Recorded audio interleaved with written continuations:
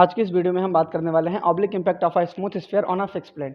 ठीक है, जब हमारी कोई भी एक स्फीयर किसी एक फिक्स प्लेन से आके टकराती है तो उस केस में हमारे पास वेलोसिटी क्या होगी और उसकी डायरेक्शन क्या होगी किसकी, स्फीयर की, इम्पैक्ट के बाद।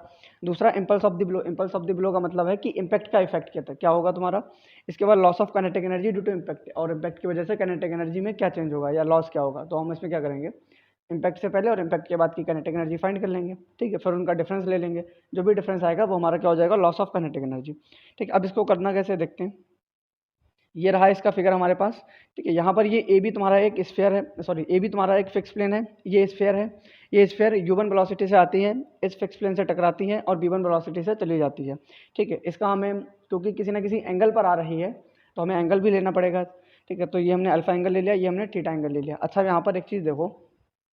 ठीक है, ये तुम्हारा एक स्फीयर है। ठीक है, ये तुम्हारी दूसरी स्फीयर है। ठीक है, ये सेंटर है और ये सेंटर है, इन दोनों को हम मिलाएंगे तो क्या होगा हमारा, ये कॉमन नॉर्मल, जिसको हम लाइन ऑफ इम्पैक्ट भी बोलते हैं।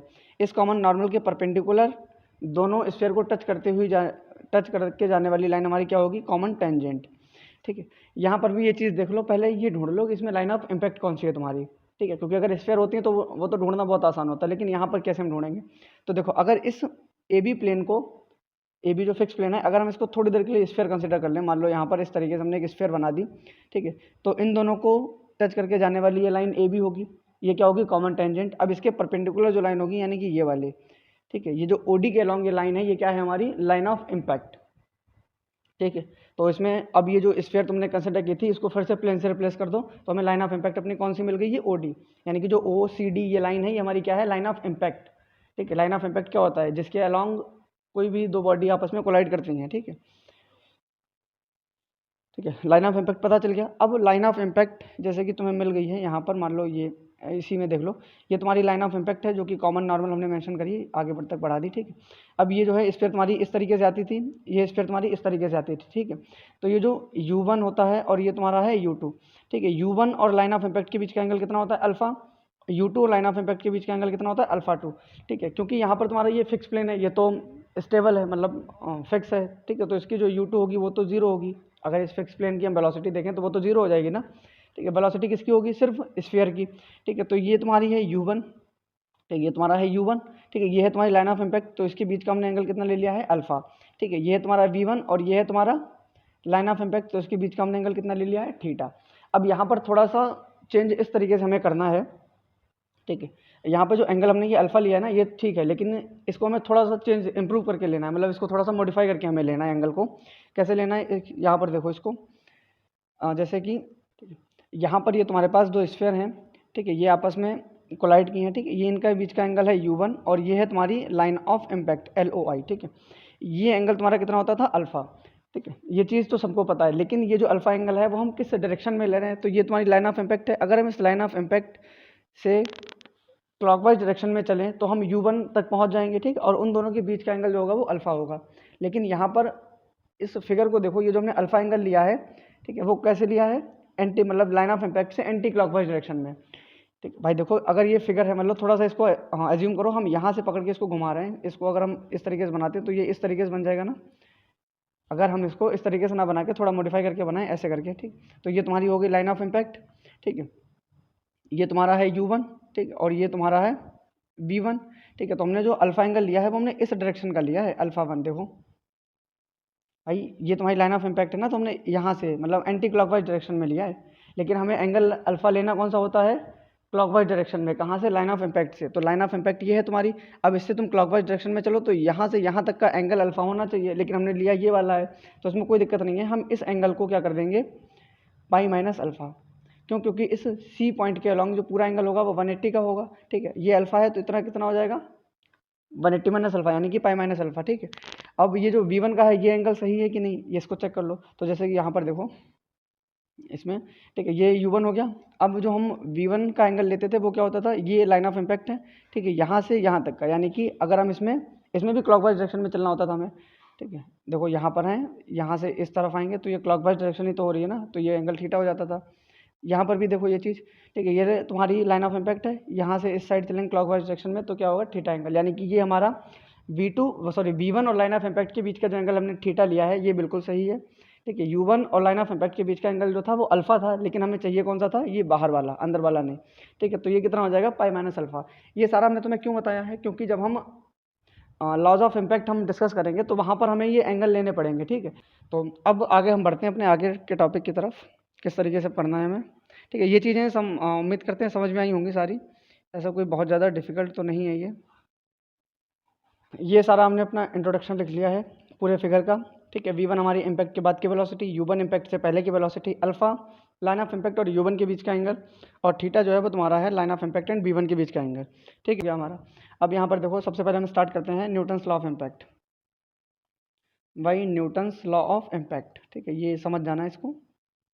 ठीक है, इसमें देखो क्या होता है, न्यूटन्स लॉ ऑफ इम्पैक्ट क्या होता है, V1 minus B2 is equals to minus e times, क्या होता है देखो, V1 minus B2 is equals to minus e U1 minus U2। ये होता है डायरेक्ट इम्पैक्ट के लिए, लेकिन ऑब्लिक इम्पैक्ट के लिए क्या होता है, हम अपनी स्फीयर की जो वेलोसिटी होती है उसको हम लाइन ऑफ इम्पैक्ट के अलॉन्ग उसका कंपोनेंट फाइंड कर लेते हैं, और वो कंपोनेंट हम कैसे फाइंड करते हैं, जो भी हमारे पास एंगल होता है, कौन सा, ये देखो यहाँ पर।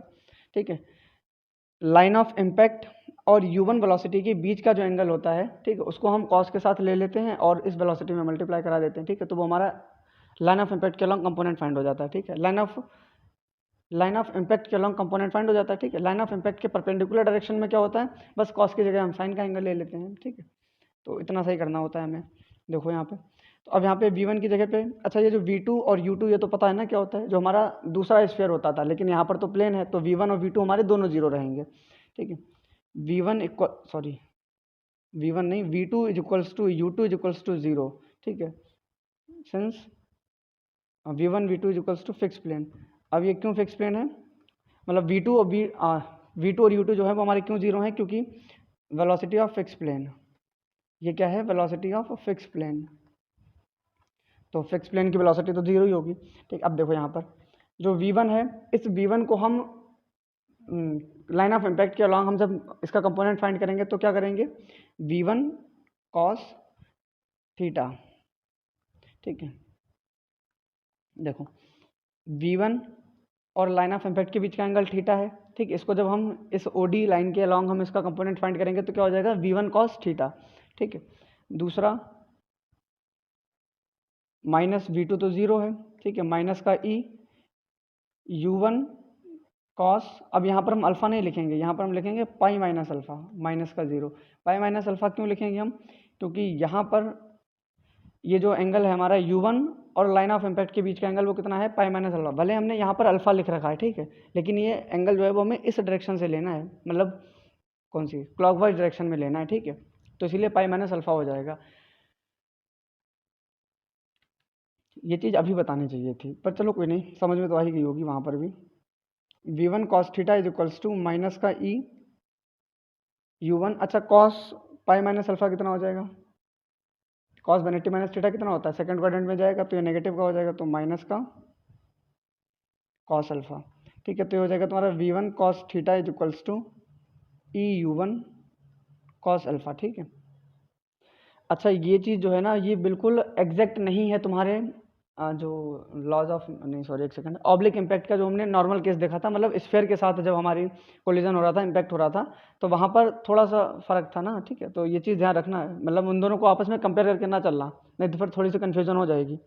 ठीक है, ये है तुम्हारा किसके लिए, जब कोई भी स्फीयर किसी एक फिक्स प्लेन से कोलाइड करती है आके। ठीक है, और जब दो स्फीयर होती हैं तो उसके लिए तुम्हारा फॉर्मूला अलग होता है। ठीक है, वहाँ पर क्या होता है, V1 cos theta 1 minus B2 cos theta 2 is equals to minus E U1 cos alpha 1 minus U2 cos alpha 2। ठीक है, ये थोड़ा सा अलग है यहाँ पर थीटा cos अल्फा। ठीक है, तो इसको हम पहला मान लेते हैं। दूसरा क्या है हमारे पास, कि जो परपेंडिकुलर डायरेक्शन, यानी कि जो लाइन ऑफ इम्पैक्ट है उसके परपेंडिकुलर, उसकी परपेंडिकुलर डायरेक्शन में U1 sine pi minus alpha बराबर V1 साइन थीटा। ठीक है, देखो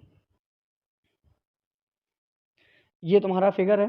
ठीक है, ये U1 है, ये V1 है। ठीक है, ये OD तुम्हारी लाइन ऑफ इम्पैक्ट है। इस लाइन ऑफ इम्पैक्ट की परपेंडिकुलर डायरेक्शन, यानी कि यहाँ पर, ठीक है, इसमें जो तुम्हारा U1 का कंपोनेंट होगा इस डायरेक्शन में, ठीक है, वो क्या हो जाएगा, U1 साइन इस U1 और लाइन ऑफ इम्पैक्ट के बीच का एंगल जो कि पाई माइनस अल्फा है।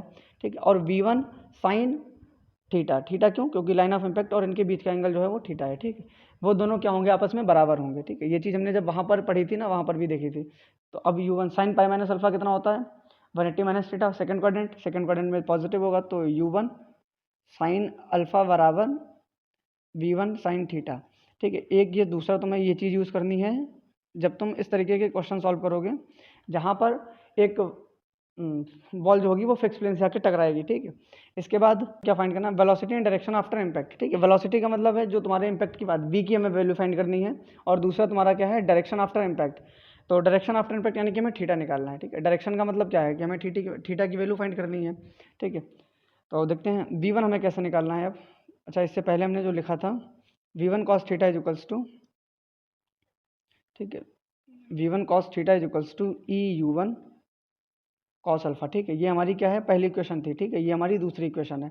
अब इसको देख के तुम्हें v1 की वैल्यू फाइंड करनी है। इतना देख के समझ ही गए होगे कि पहली और दूसरी को स्क्वायर करके जोड़ देंगे। तो v1 square cos square theta plus sine square theta is equals to u1 square sine square alpha plus e square u1 square cos square alpha, ठीक है।